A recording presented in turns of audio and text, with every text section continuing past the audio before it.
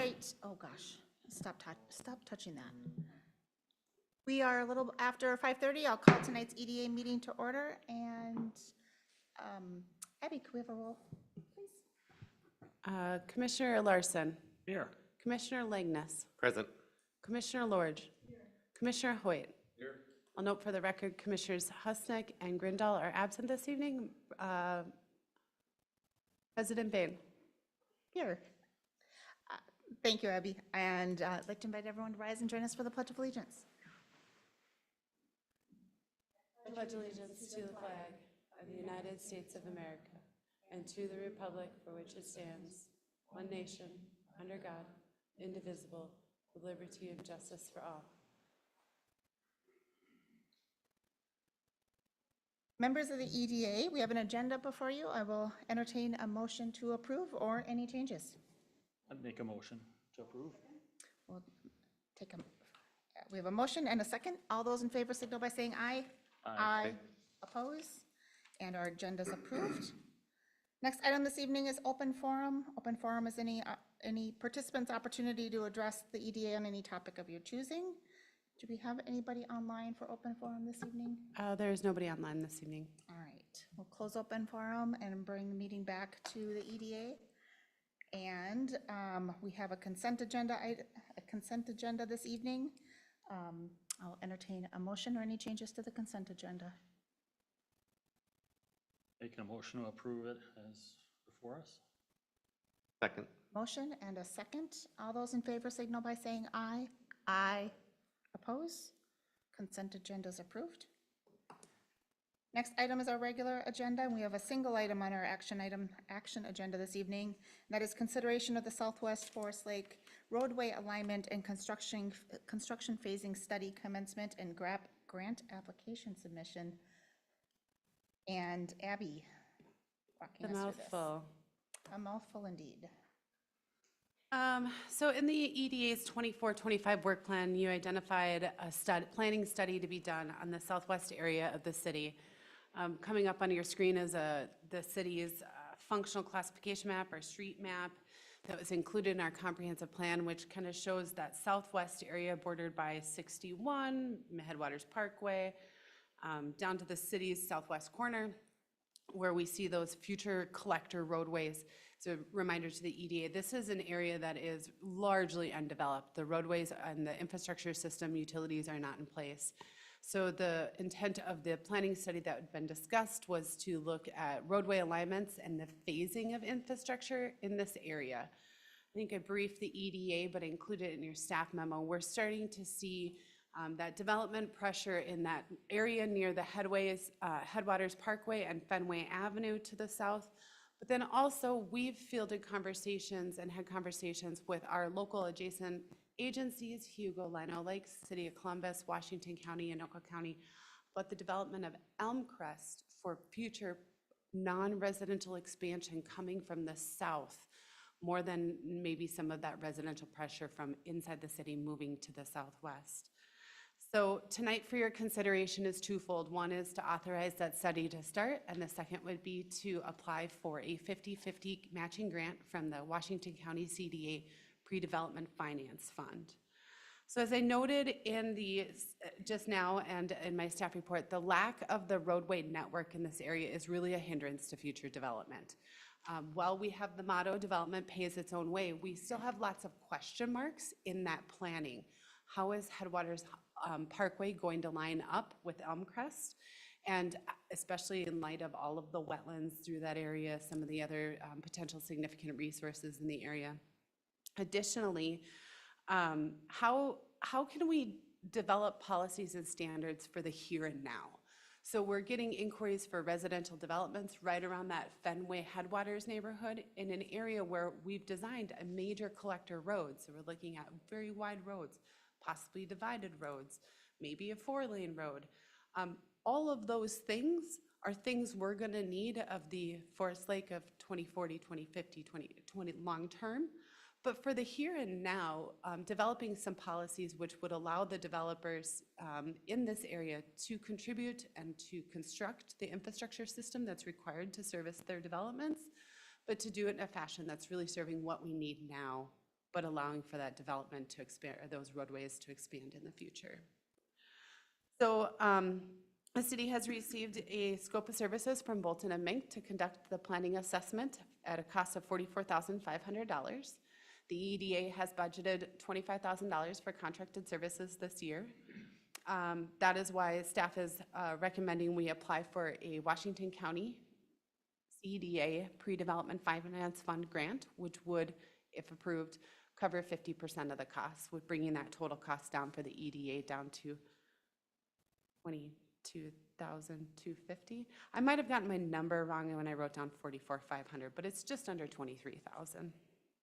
So tonight for your consideration is to do two things. One would be to authorize the work for the Southwest Area Infrastructure Phasing or Study, and then two would be to submit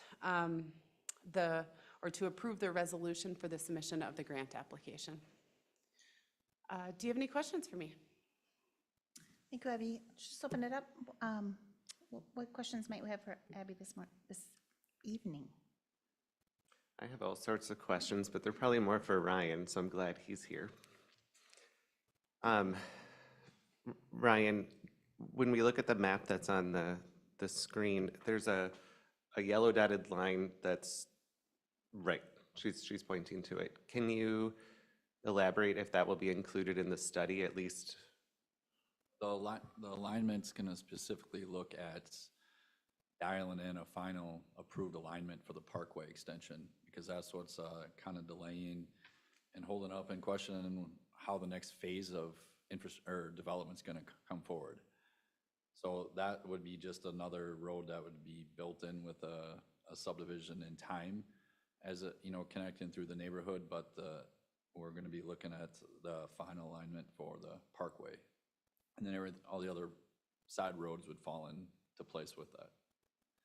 I apologize, President Baden, members of the commission. I should have showed the secondary maps that were included in your packet.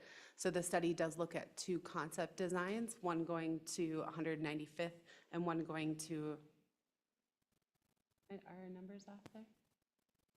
What is that one right there? It's not a road. It's not a marked road. It's The just the unmarked parcels road there. in between 190th and 195th. Even though the roadways kind of bend and curve and go straight the way they are, a lot of this is really going to depend on the wetlands and the area and how we might be able to best design that infrastructure to meet all of the engineering needs, safety standards, that sort of thing. The final alignment might deviate slightly from one of the two options as shown, but it does need to meet a 40-mile-an-hour design curve to meet state aid standards. So in long term, when the termini of the end of this roadway is connected to a state qualifying another roadway, we could designate this major roadway as a state aid road in the future. So there's some technical design criteria that's going to be already looked at, that design and what radius can we have on that road. So a lot of things going into it, and these two preliminary alignments as shown are obviously the path of least resistance of known wetlands by just looking at a map. First thing would be to complete field work and complete the wetlands, and then go through the TEP process and stuff like that. I have a few other questions, President Bain, if that's okay. Floor is yours. Ryan, could you correct me if I'm wrong? There is zero chance that Headwaters Parkway could eventually connect with I-35. Is that correct? Correct. All right. When you do the alignment on this road, or the preferred alignment, will you be looking at potential ponding for that region? So the area of Headwaters Parkway between Fenway and 61 has ponding within the parkway, which I think has a very positive aesthetic feel versus putting ponding along the sides where it separates the roadway. Is that something that will be in consideration in your report? Yep. So one of the bullet points in the scope talks about stormwater design, and low-level look at where that would be located, what size that would have to be based on the pervious area that would be generated from the section of the parkway. You involved at all with the McCullough study for that off of 97, and how we showed the realignment of Forest Road to go up to that property, then around about on 97? I recall it. So that then had the stormwater to scale, the volume needed, and the cost estimates dialed in what that would be. So it would look something like that. Right, thank you. And then I believe my last question is that, or it's kind of a two-part. It does include infrastructure like sewer and water and those components. Okay, you're nodding yes, thank you. Can you tell me if the topography in this area, and I know that this will be coming for the study, but I would imagine that for sewer, it would actually make more sense for that portion to cut across 190th to the Fenway Interceptor versus going north on Headwaters and connect back in. Am I wrong on that, or? You look on your screen, right in that area where the cursor is, there's a deep lift station there that was purposely put there and at the elevations it is to serve that entire area back to that area by gravity, which will be the first parcel line to the south of here, which is perfectly in alignment with the green alignment. If you just cut that off, maybe we can sewer that a little bit further south, but eventually we're gonna have to probably identify a location to put a lift station in somewhere just north of 190th, and all the flows would come to that, and they'd be force mained back to the Met Council line because the topography, the Met Council line's high up here, right, and the topography goes down, so we wouldn't be able to get gravity and have adequate cover with what we would need to do. So we know that we'd be looking at some sort of a lift station to serve that entire area and just force main it back to the Met Council line, down 190th. And then, I'm sorry, I have No, one yeah, more these are great. question, I think. So, excuse me. So when I look at the two potential alignments, I have preference for the more southerly or blue line. I know that there's tons of things that'll come in the report and other standards that meet, but one thing I want to note is that I think that creates a better inflow for traffic, or at least perceived from drivers if they're curving up that parkway and heading north and east at the same time, so that when there is an eventual 180th or 170th exit on I-35E in Hugo or on the edge of Forest Lake, that would push traffic for that region off of 97 and onto there. And I hope that some component of traffic study comes in with the report, or at least, even if it's your opinion versus actual data. Where it's connected at Elmcrest is what you're looking for? Yes. Yeah, there would be supporting reasons why we get to that, and we'll still preliminarily look at both alternatives and go through some discussion, because you guys still might bring up something that I don't recommend or outline or point out, and that would be valuable information why we're all working together through this. Thank you.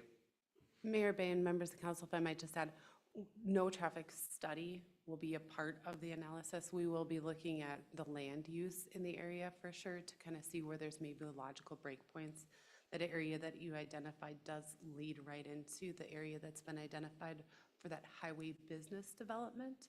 So you really are connecting the non-residential uses at Headwaters Village down over to the non-residential uses on Elmcrest, may be something that is mentioned in the report. Thank you. Are there any other questions or the members of the EDA may have? I only had one question related to timeline. I noticed this timeline, and the timeline that's outlined on, I think, 10 of our packet. Of course, I just scrolled past it. The outline that Ryan has listed on page 10 of our packet, are we maybe starting a little bit later? Are we anticipating a date later than February 2025? Yes, I do believe it'll be later than February 2025. Ryan's team has gone out to start some of the wetland delineations. So we were able to do that while the weather still was cooperating. So some of the work has started, but that work could be encumbered even if you didn't do the project. Funds are available in both community development and public works in terms of financing that if the project doesn't go forward. But yes, that February 2025 would probably get pushed a little bit later into the spring, especially because we may not get all of the wetland assessment done. And then, do you anticipate the results of that report coming back to EDA Joint Council? What does that audience look like? And I think updates will be provided to the EDA and the council, opportunities for input to both bodies, but then it would come to this body. You would, you know, bless it of sorts, we bring it to the council for the council's acceptance of it, not necessarily like anyone's, unless we had to approve something specifically in it, which I do believe by that point, we're gonna get some pressure for some of the policy adoption, roadway alignments, so. It'll come back to you and the council. Very good. Benny?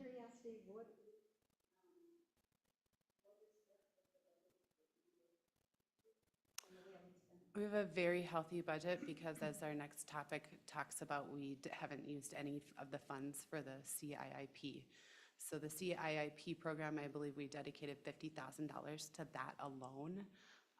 And then I would have to look back, but I believe we have exactly $22,500 to be used for consulting services, which would be the exact amount of half of the grant.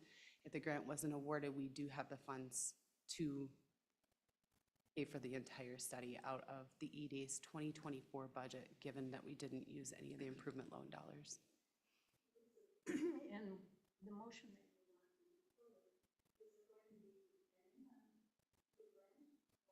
There would be two actions. My recommendation would be to authorize the commencement of the study and to submit the application. So even if the grant application isn't awarded, that we still have the project approval.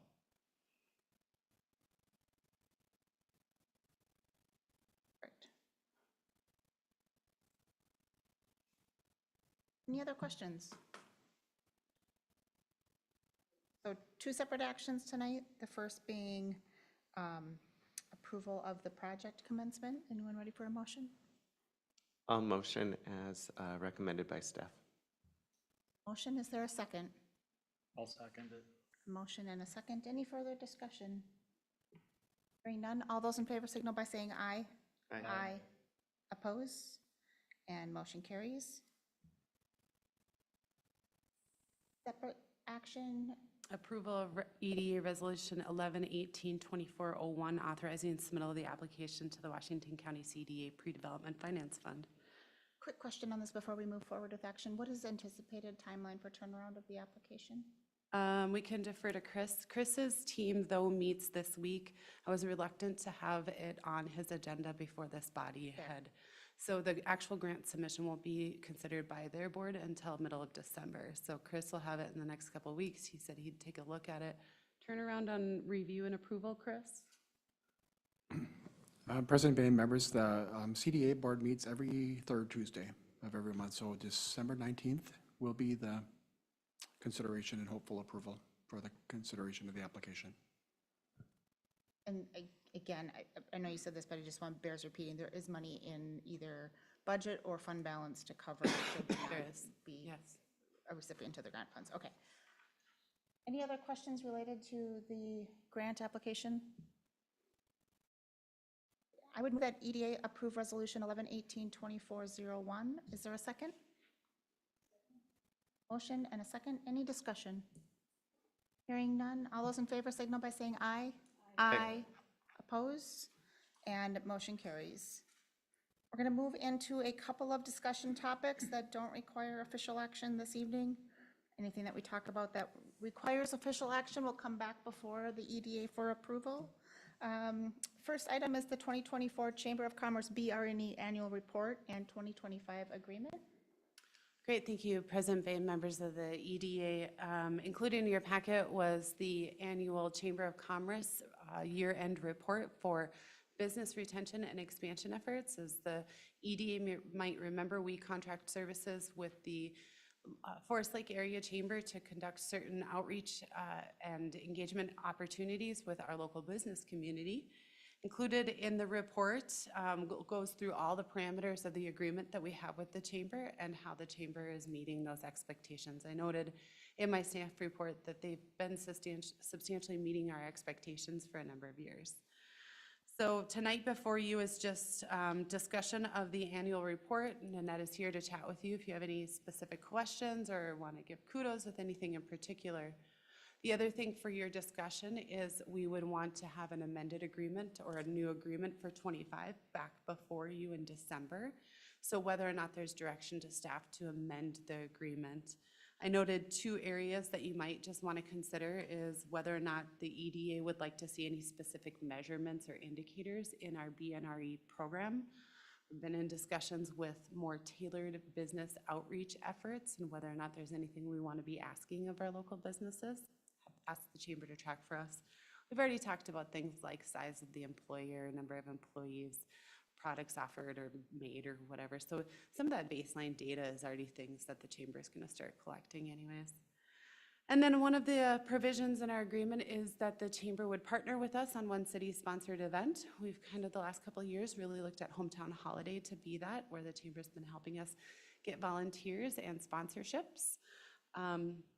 So whether or not the EDA had any input on that matter, because it does say a city-sponsored event or program, and so I didn't know if the EDA had any specifics on that. Lastly, in the annual report from the chamber is making the request for an increase to $10,000 a year for 3 years.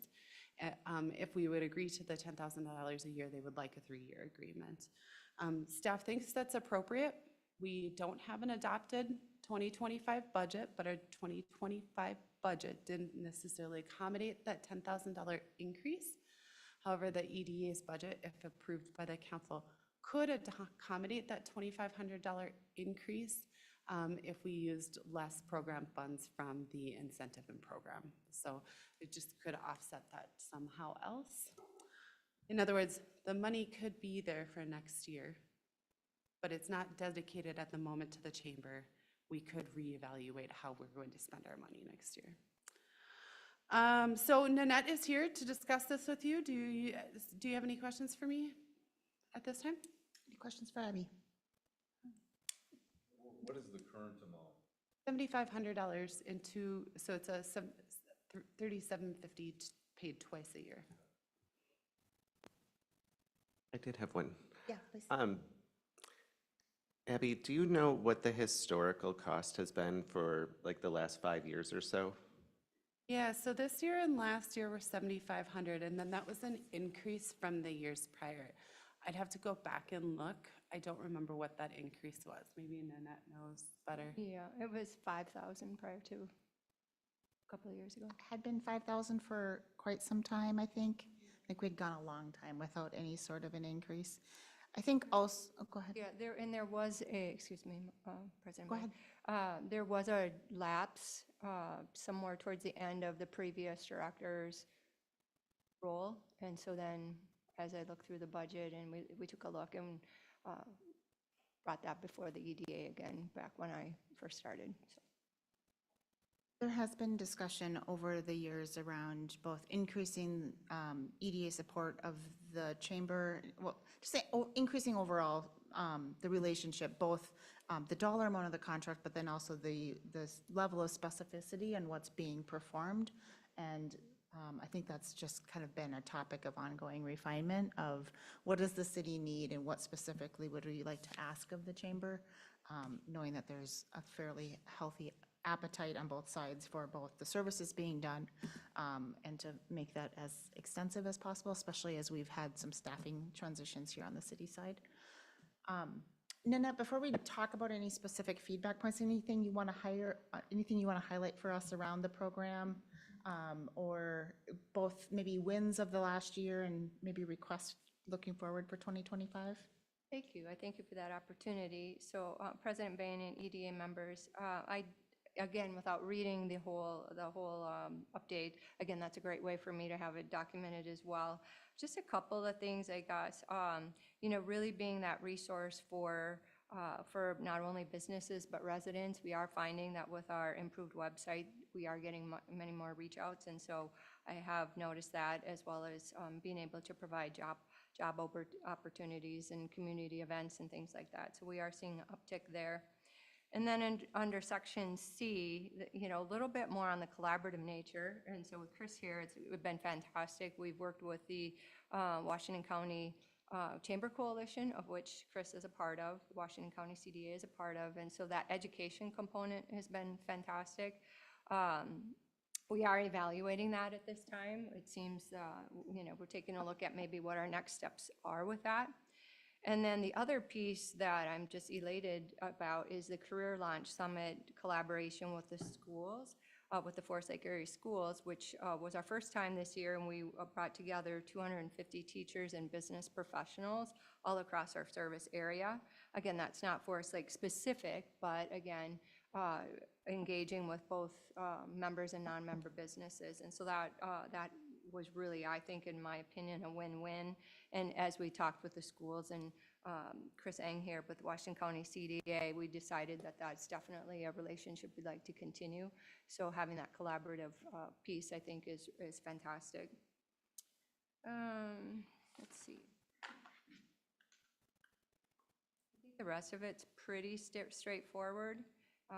We are, Abby mentioned, our work with the Hometown Holiday, and we definitely have stepped that up a step or two for this year. And so I guess the proof is in the pudding yet on how that all goes, but we're very looking forward to another great event. Last year was fantastic, and so again, just bringing that up a notch, I think, is fantastic as well.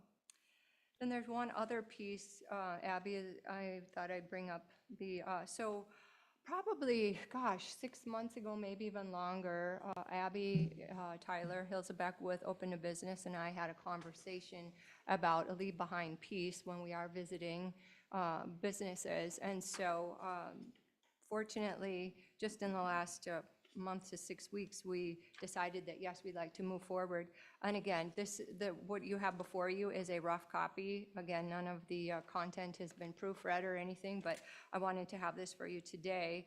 Just as a general piece, that's a collaboration between the City of Forest Lake, the Chamber, and Open to Business with the support of the Washington County CDA. And so this will be a wonderful piece for us to use as we make those visits and have a leave behind. Also bringing to the point of some of the other services, again, because when we visit, these things maybe don't come up. And so I really like the fact that we're also mentioning the City Improvement Assistance Program as well. So, and with that too, and follow up to that, we've had conversations, both Tyler, Chris and I, on doing some visits together. And so targeted visits, depending certain types of businesses for Chris, and with Washington County CDA, and then Tyler, a different set of businesses for Open to Business. So with that, I'll entertain any other questions you might have. Thank you, Nanette. Any questions for Nanette? Points of feedback on the program overall for 2024, or thoughts going into 2025? Are you finding new businesses are reaching out to you as far as background and stuff of the city or not? Would you repeat the question? Would you find that some of the people that are coming into the city for new businesses, are they reaching out to you and kind of exploring what the program offers for them as far as a new business or insight? We do. And again, it depends on where they come from. Sometimes, Abby, it's kind of a collaboration as to how we find out about new businesses. And so we're constantly informing each other where we're at with that. But again, I think we have seen a definite uptick in, I'm trying to think we just had one recently, as far as looking for information on relocating or new businesses as well. So definitely. Thank you. Yep. Chamber membership is at 232 at this time. I should know. Yes, I do know that. There are 32 new members. 33, sorry. We added one this month. Just to comment that I think under Nanette, and I can't believe went to the gala, except it was packed, and a lot of new faces I don't know. So I think you're doing a phenomenal job.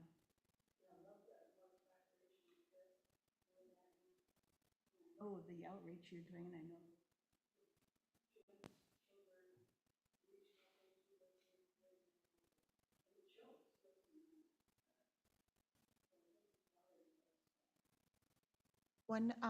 One point to maybe to carry into 2025 that might be helpful would be, this kind of came up as a topic of conversation as Mayor-elect Roberts and I were just talking about transition and what's next for EDA and what's next for city.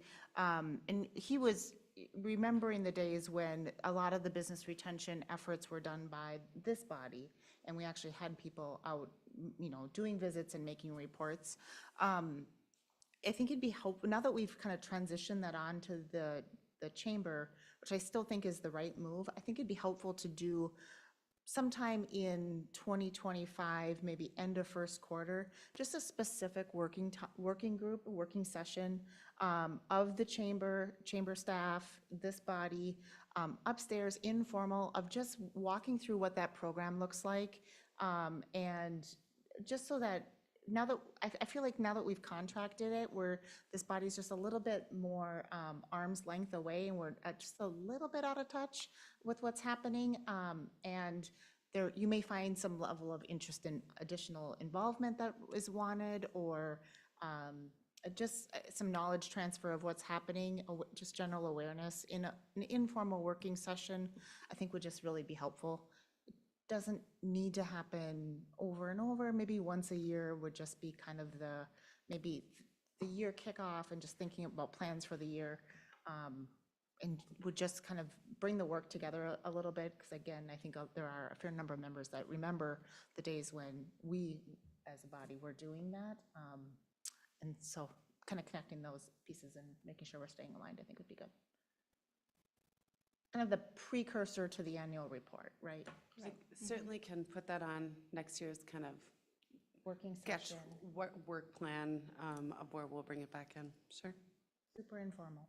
And one of the pieces, just note, we had discussed when Tyler and Chris and I were having conversation, Abby, I believe, is in this conversation as well too, is just having some sort of a record, not specific named businesses, but more of a numbered system, Yeah. right? So that you'd have some feedback as to what we learn with the visits without getting Right. specific.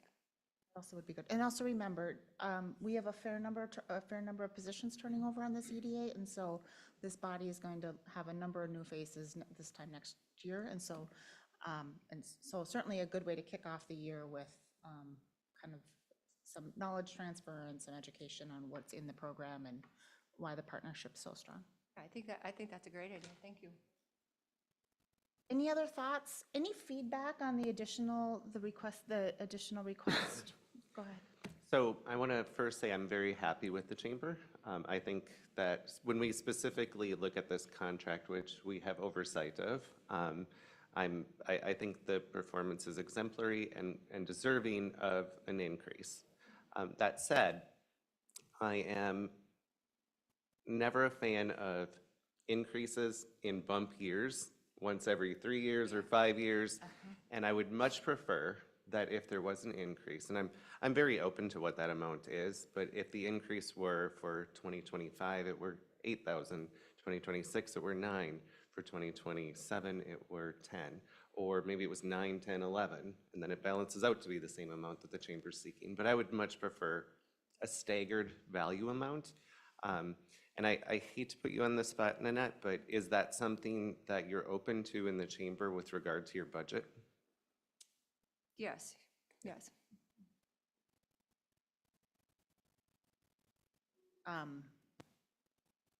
Something to think about as you're putting together the 2025 plan of what does that look like. Are there other points of feedback on that topic, though? It is a sizable one-time increase, and we have taken that approach in a number of different areas where we've just tried to get into a world of annual increases or make it more of a built-in than sizable jump. I do think, though, there's also opportunity and need where to articulate what's being done. And so one of the reasons it's not just we're going from 7,500 to 1,000 for the same, I think there's an appreciation or recognition that the value of what's being delivered has also increased. And so while we may not have the metrics specifically in the contract to point to line by line what the increase is, that's just foundationally is part of why I'm comfortable supporting. Certainly as we measure that to the time spent from the staffing side, there's, we're getting a tremendous value, so. President Bain, if I might add, I certainly can talk with Nanette as well as potentially Chris. I know he's had lots of experience in kind of the BRE program. We probably can beef up the agreement a little bit even into 25, asking for some specific metrics for those business visits that kind of help support those increases over the next 3 years. So that way we can, by December, bring back an increased cost if you'd like to see that in 25, but then have some of those I don't want to say performance indicators, but some of those numbers that will come back to you. The other option is waiting for an increase or giving a nominal increase into 25, waiting for a longer term or a 3-year term till after we have that working session in 25. My preference would be that we do a larger increase here in 2025, that we don't wait for that. Large driver of that is you think about if you were to just do a time study in particular on our former assistant administrators' time on this particular topic and how that's transitioned over, that alone is worth an additional $2,500. So I'm comfortable that there's value exchanged. I'd rather not wait because of that value. We also, there's positions on the table, but the city fully taking on a lot of that role just doesn't, this is working, so let's fund what's working, is my opinion. Jenny, you had a comment? A question about the chamber's budget. Will there be a project that won't get done?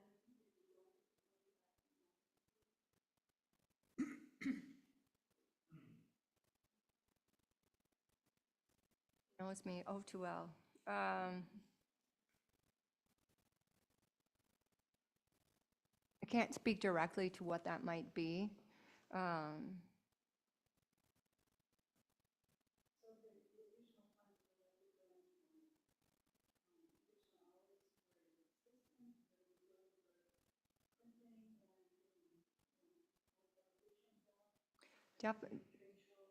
Definitely, more staff time involved in, and logging the visits and that kind of thing. That's where I can see staff time would be, keeping track of what our metrics, which we've already decided as a entity, our group, that we feel that would be valuable, and also prevent duplication. So I think that, that for us to do this, whether the money's there or whether it's not, I think it's a necessary, it's a necessary tracking. And so that's why I'm hesitant to say that it won't happen. That seems a little, I'm just not comfortable making that statement. Yeah. I can appreciate it's not, it becomes a built into the foundation of what you're doing. So to Yes. specifically, I can appreciate that challenge. And that's part of the reason why we have a bit of a similar challenge on measuring what the city assistant to the administrator was doing as well. It was a portion. Do we have a exact time and hour tracking study to point to of exactly what it is?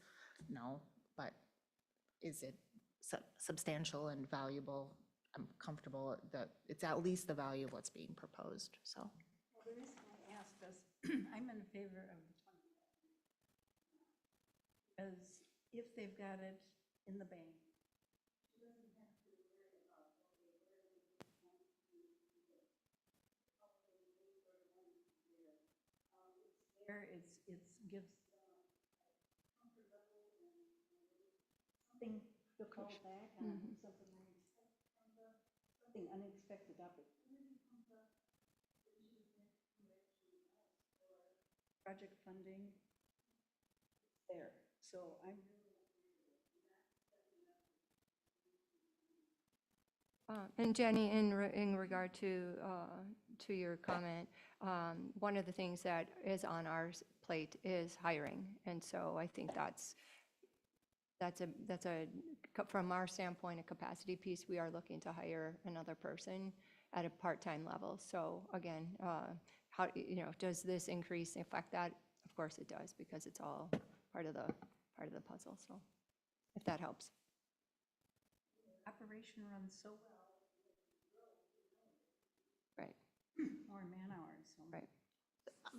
Maybe a question that helps to kind of, because we've had a number of large step-ups, do we, like, as a group, anticipate that this one-time, like, $2,500 bump to this level, does that get us to the point that we can look to more normalized annual increase from this point going forward? I think to your concern is that, are we going to be jumping in 2026 by another 2,500? And I think what we would be looking for is, no, this gets us to a long-term operating position that now we can take kind of annual cost of living type adjustments. Is that, I'm seeing some heads nod, does Yeah. that seem to be kind of the longer term? Exactly. Okay. That's exactly where my mind is at. That give you some comfort level of, So President Bain, I don't have huge objection on this $2,500 amount. I don't see it as a big budget buster for the city. It's not going to be a breaking point for me at the end of the day. But I think if, and I said I was very flexible in the numbers. So if maybe year one, it was 9,500, then it was 10 grand, and then it was 10.5. I want to see some sort of staggered increase in that plan, so we can look back in 3 years and say, here's the increase we've had, and we have some sort of normalization moving forward versus, and if that means a huge bump in year one to play catch up from where we've not had it over the last few years, I think it's a good conversation for staff to have with Nanette offline versus us to try to negotiate a contract here in a public meeting. I will say, I did look back, that $5,000 payment went back to, as the best I can tell in our records, at least 2020. So I agree with you, Commissioner Langness, that overall, I don't mean to jump in, President Bain. I hear a lot of you in support for the chamber continuing the agreement for 2025, that an increase is appropriate, that you may be favorable to even a longer-term 3-year agreement, but that Nanette and I should go and talk and bring something back to you at your next meeting. well summarized. That's the only direction I need at this time on that one. Do you mind if I move right along? Yes. I know some of you have a meeting after this. Next on the agenda tonight was the Commercial Incentive Improvement Program. So for some of you that may or may not know, in 2015, the city created a downtown and a Highway 61 exterior incentive program, essentially helping offset costs associated with renovations to the exterior properties. My understanding is it was a fairly underutilized program, and in 2022, this EDA expanded it to include a couple other zoning districts. We haven't used the program since. And so I think that there's probably 2 factors. I note this in my staff report. One is, well, in addition to, I think, that there just hasn't been general marketing of it. One of the items, the challenges is it's a cumbersome process. So if many of you have worked with me for a little while, and if you don't know, one of the big things that I'm kind of big about is what's good for our business community, what's good for our development community, what's good for our residents is easy, understandable processes. And right now, the process that's identified, I don't think I could go through it right now confidently to know that I did all the touch points that needed to go with the EDA and the applicant. Also, there's a lot of checkpoints for the applicant to come back to the city, which generally just tends to dissuade people from wanting to do things in the first place. And then secondly, I just really question why this program isn't open to all non-residential properties. So I've received a couple inquiries for a property owner that owns a piece of property on Highway 8 in the B3 district, which is kind of a little bit more industrially. This is maybe where a lot of our stuff back behind Target is located. Some of our dealerships are located. I actually have a zoning map in the packet and would make more sense to show you that than just get you all to be thinking of those areas. But I question why it is we're not necessarily allowing for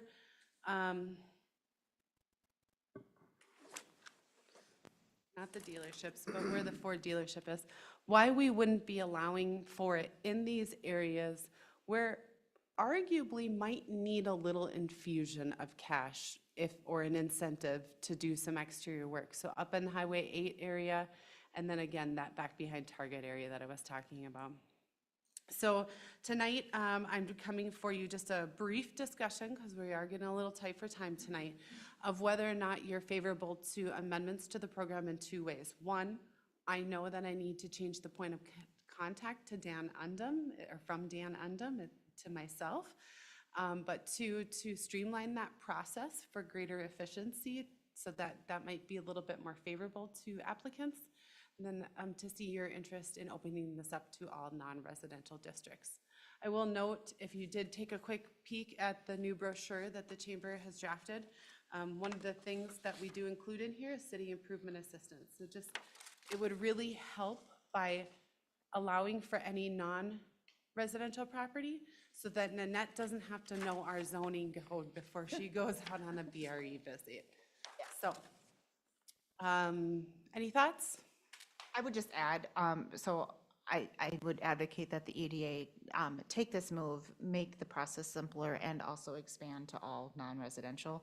I would also just add, there is a self-governor in that the funds, the fund is limited by budget, and so should we have the good fortune of having all sorts of interest and all sorts of applications, there is a natural governor that just says when we're done at the end of when we're fully funded at the year, program's closed until the next year. I don't know, maybe that's happened once.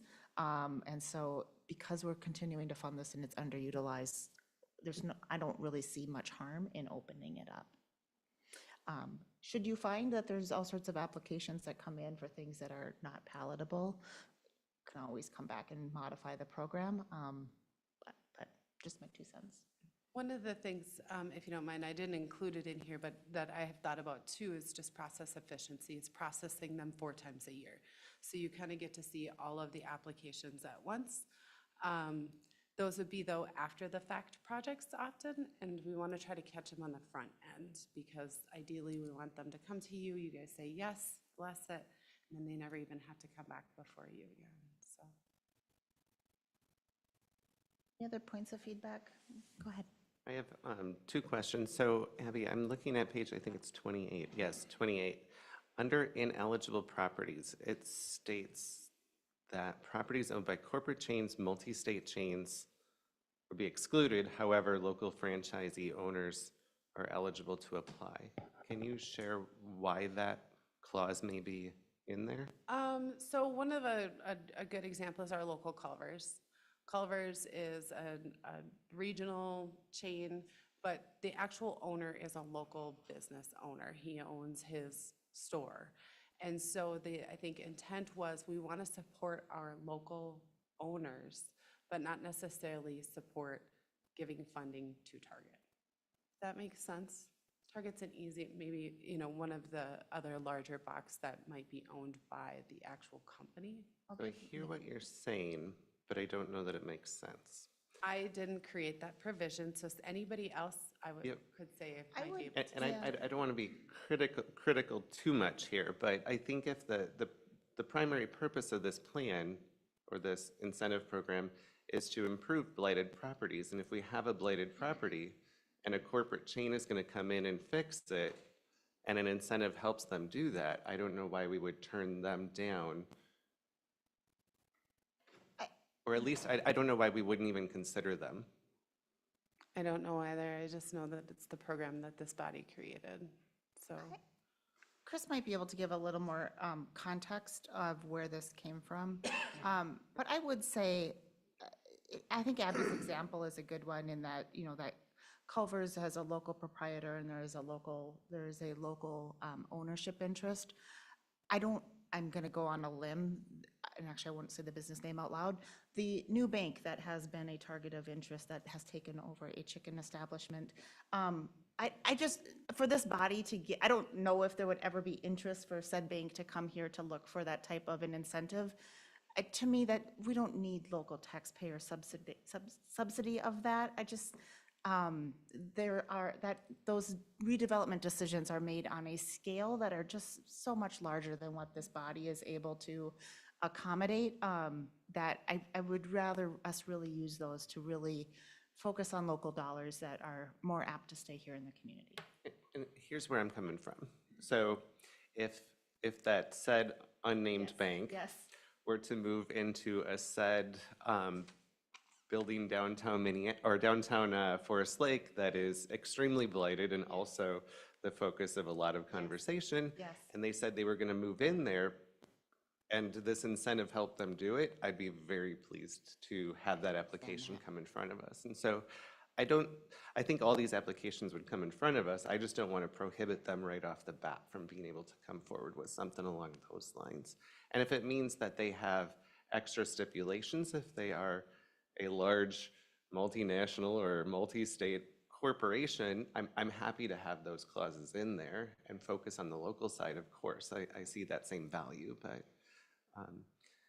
that was one point I would like to see changed in the program, or at least looked at.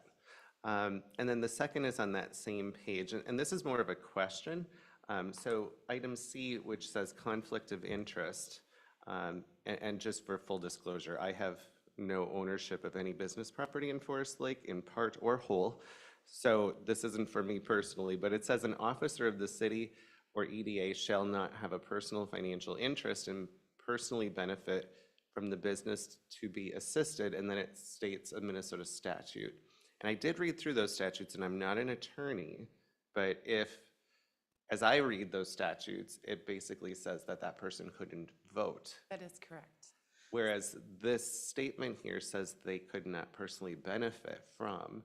And so I think if we had somebody on our council, or we had somebody in our EDA, which are oftentimes business owners, and if they had a property that was somewhat blighted, that could use improvement through this program, I don't think they should be prohibited from receiving that opportunity, no different than anyone else. That being said, 143 North Lake Street, we use the program. There's been a revised version since we used it. But it did go fairly smoothly. I just don't know if a lot of businesses know that it's out there is what I think the biggest. I think, with the former Assistant Administrator Dan Undum kind of leading the Economic Development Commission, me coming in, Dan was still kind of in that transition. It wasn't until just about a year ago that Dan had left and you've got me. Before that year, I wasn't marketing anything, and then now this has been a year that marketing EDA things has been tricky. So I agree with you that I think there are a lot of property owners out there that do not know that this program exists. And I think that there is greater opportunity. I just don't know that we'd want to limit it to areas. So that's been my only thought. What is the maximum amount that you can? $5,000, so 10% of a total project cost, up to $5,000, and you budget annually $50,000. So you can grant a minimum of 10 of these. Guys, kind of the limit if somebody just did a $10,000 project. It seems also a little low. That was gonna be would we consider increasing that and then, no- Probably for a Actually, no, different meeting. because there's a conflict of interest Yes. clause on page. But not necessarily, because our application rate is so low and the funding rate is so low, frankly, I would rather see us make a substantial increase to that and have a number of actual funded projects, even if it means fewer projects, than us sitting with a fairly bureaucratic, administratively challenging, I mean bureaucratic, it's just administrative challenging for our applicants to go through. It's a lot for $5,000. And I think one of the things that I'm gonna fix that bureaucratically going I know through. you will. That one is a no-brainer. I'm not even gonna really, I'll come back and show you how we're fixing that process and eliminating the extra steps in there. I think the question is, would we rather raise 20%, see the interest in the selected groups, or raise it the entire districts? Jolene's gonna come and take this computer now. would we rather raise the amount of districts and so then thereby allowing for more opportunity? I would suggest that we'd want to open up the districts at 10%. Then if there seems to be a greater increase or there aren't as many, maybe increasing that to 20% be my recommendation. We're going to